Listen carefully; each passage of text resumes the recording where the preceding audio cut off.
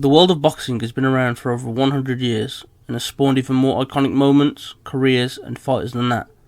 One such combatant that I've always loved watching old footage of is the former undisputed world champion and youngest heavyweight of all time, Mike Tyson!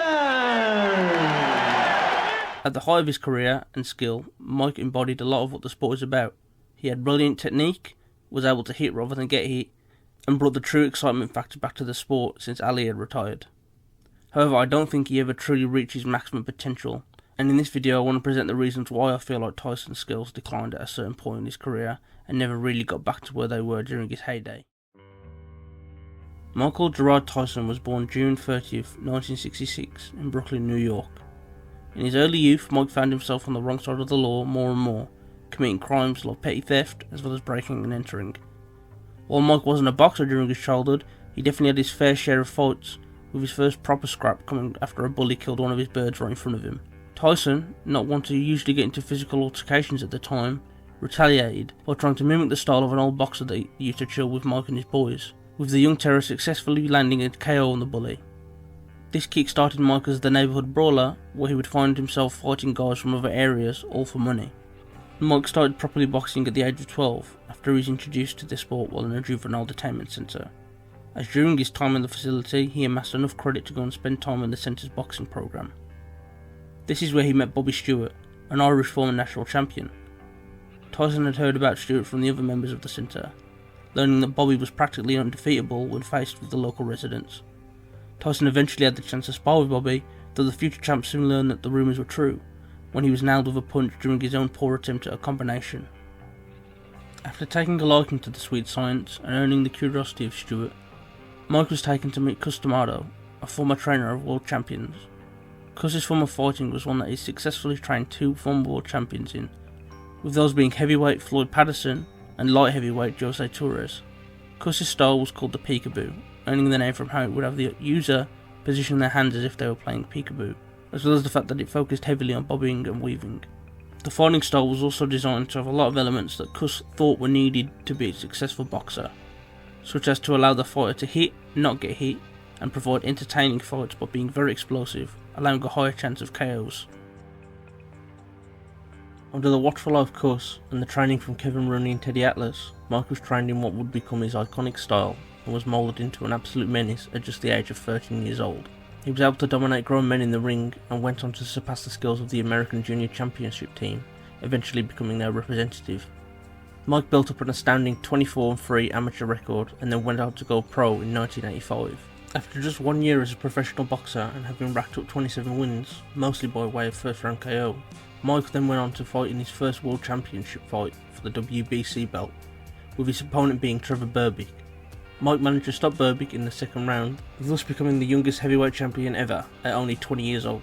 Tyson then went on to secure and defend the other belts of the division, including the IBF, WBA and Ring Magazine belts, over the course of 11 fights. In February of 1990, Tyson would face Buster Douglas, with the fight being considered as nothing more than a tune-up fight for Mike before he finally faced Evander Holyfield. While Mike was a huge favourite to win, this fight was basically the perfect storm scenario for a contender for one of the biggest upsets in all sports. This was because of a mix of things, with Tyson's love of the sport declining and with no one to keep him in check. His skill set began to perish little by little due to the lack of expertise on Cus's style and Mike not spending enough time in the gym. However, the bigger factor came from how Douglas's mother had died 23 days before the fight, with the soon-to-be champ promising her that he'd go out and win against Iron Mike. How did you make the decision to go on with the fight, to face Mike Tyson after she Because after talking to my mother, you know, I was telling her that I was ready and felt confident and I wasn't letting anything distract me. And she felt confident and she believed in me as well. And it was an honor to her to know that I could continue on this journey that I had, this quest of becoming the heavyweight champion of the world. So while Douglas went in as a 42-1 underdog, he ended up dominating the fight, save from a knockdown during the 8th round, when he was able to rise from the canvas and came back to KO Tyson in the 10th round.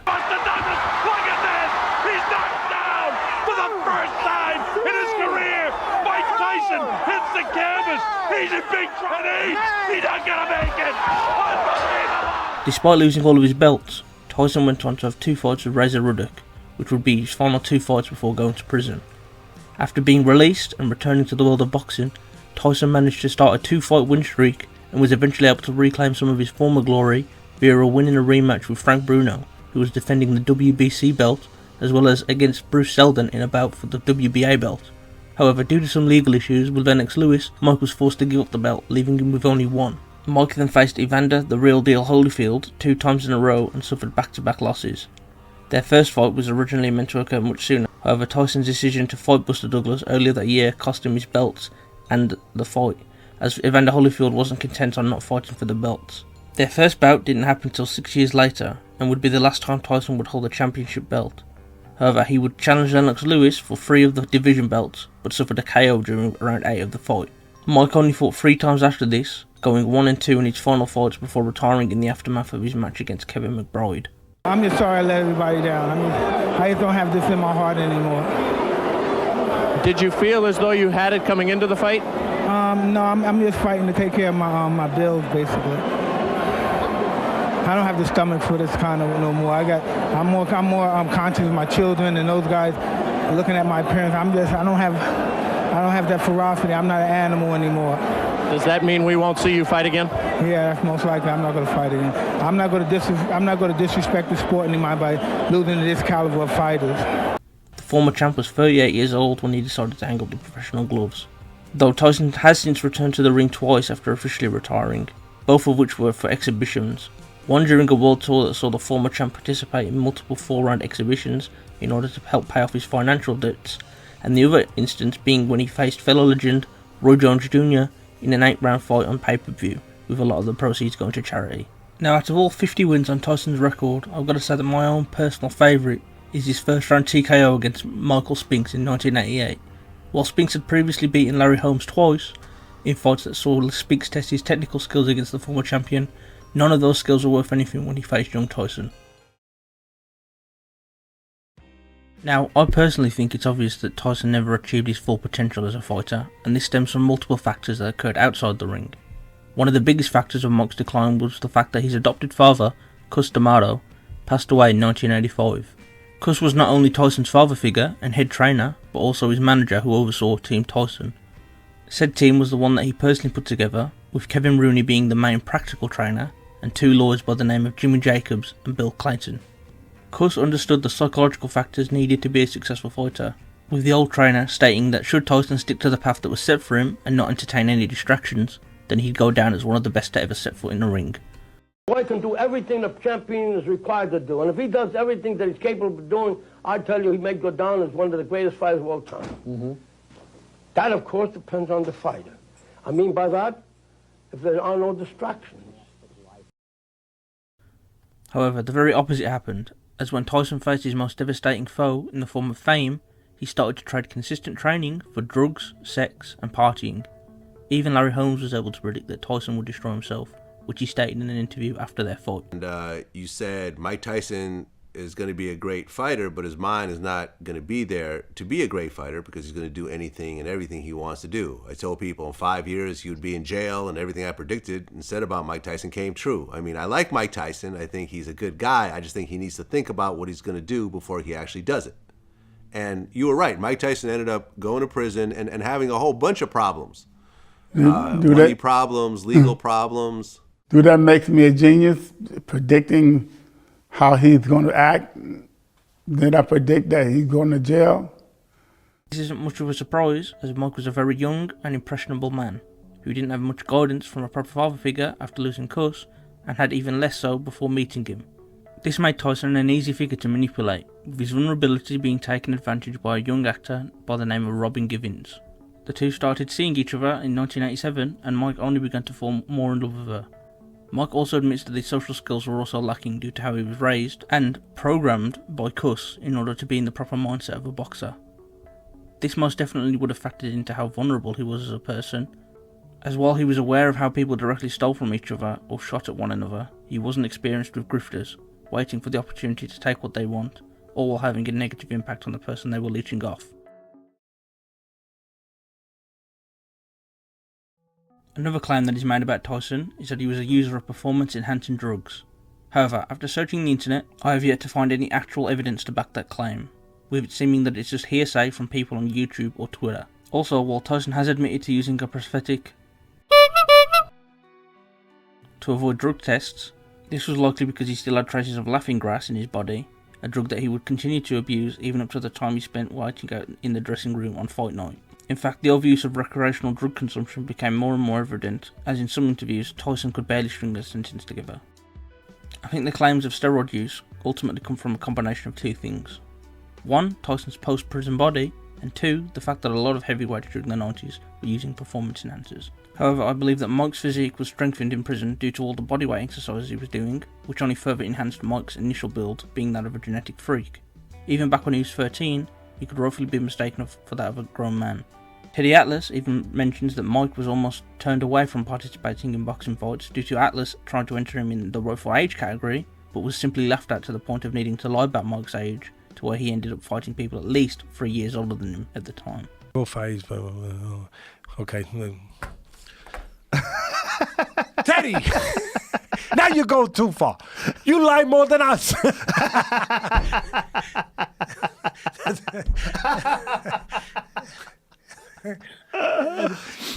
You learn a lot from us. You lie better than us.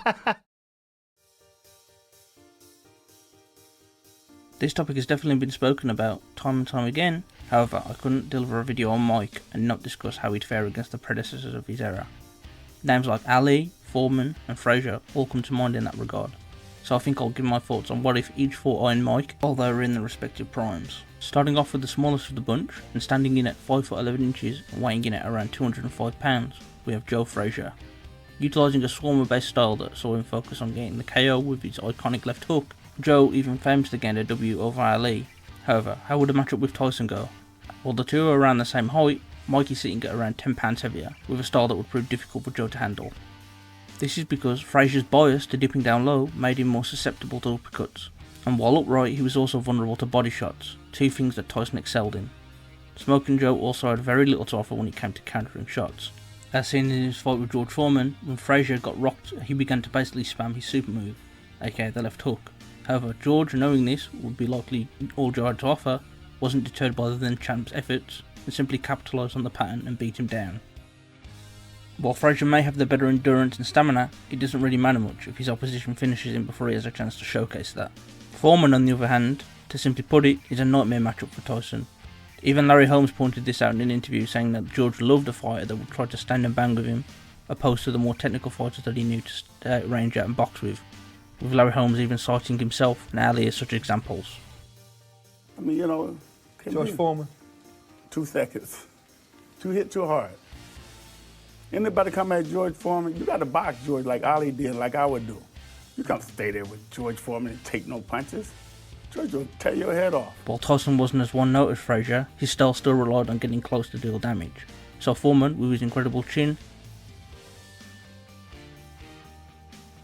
thudding power and brilliant long guard, would have posed a massive challenge for Tyson, with the 80s hitman likely being at the end of a knockout. To save the best, or should I say greatest, till last, how would Tyson have fared against Muhammad Ali? While Ali did struggle against Joe Frazier, who has some similarities to Tyson, it should be noted that Frazier was a great in-fighter, with the ability to break out of clinches successfully and keeping control of the hands of his opponent up close. These are attributes that Tyson didn't exactly excel in, as his in-fighting was much more based on delivering hooks and uppercuts, opposed to working on and ensuring the punches landed as cleanly as possible while in that position. Ali was a very jab-heavy fighter who also relied on his lateral movement to dictate the pace and distance, which worked on much bigger fighters such as Sonny Liston. So being as Ali knew how to work out bigger fighters with much longer reaches compared to Tyson, I don't see why he wouldn't be able to apply those same skills to the smaller fighter. Mike's head movement would also likely do little good, as Ali was also superb at throwing off defensive timing on top of the previously mentioned skills. I should also mention that when Tyson was younger, Lennox Lewis was able to use a strategy similar to Ali by staying away from his power and eventually had success. First day in the gym, Bell went, he came across and he was trying to kill me. Like, you know, I did my Muhammad Ali thing, obviously stayed away from his power, but the first day was really hectic, and then the second day was a little hectic, and it got better as it went along. And the last day I got actually the better of him the last day. Also, during the first round of Mike's fight with Tyrell Biggs, Biggs had a lot of success when he showed similar movement to Ali in his battle with Mike, though Biggs' stamina couldn't hold up and he eventually gassed. All in all, I could see Ali frustrating Tyson to a unanimous decision victory.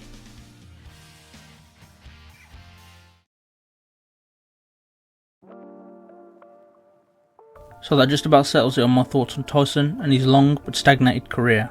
Since hanging up the professional gloves, Mike has dabbled in being a movie star, being an author, and kickstarted his own podcast, named Hot Boxing with Mike Tyson, which has seen all manner of celebrity guests making an appearance.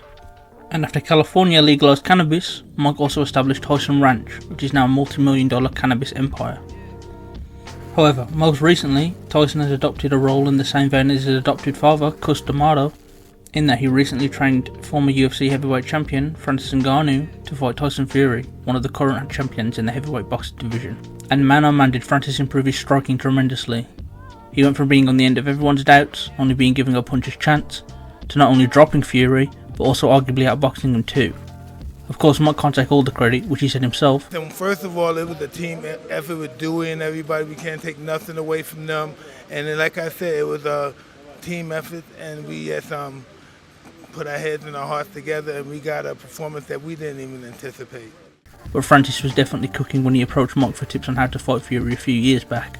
This was easily one of the best fights of the year for me, and while I know a lot of people saw Francis as the winner, I think the performance spoke for itself about how good he truly is and how he managed to defy the odds once again, with a little help of course. All in all, I think Tyson's life is best summarised with a similar analogy that Cus D'Amato used for fear, with both being similar to fire. Without proper observation and guidance, Mike's life went off the rails, but now with the right people around him, he's been able to find comfort and become a symbol that even some of the craziest of us can change. So until the next video, thanks for watching and remember to like, comment and subscribe.